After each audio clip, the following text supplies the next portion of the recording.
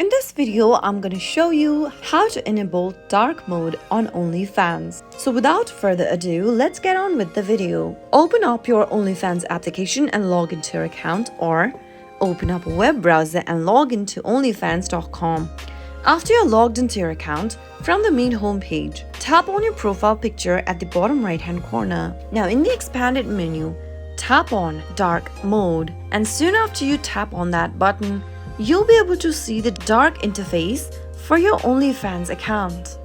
To reverse the situation and get back to the light mode, you can simply tap on your profile picture and tap on light mode to get back to the white screen. That is how you should be able to enable dark mode on OnlyFans. If you found the video to be helpful, go ahead and give us a thumbs up. Don't forget to subscribe to our channel by hitting the subscribe button.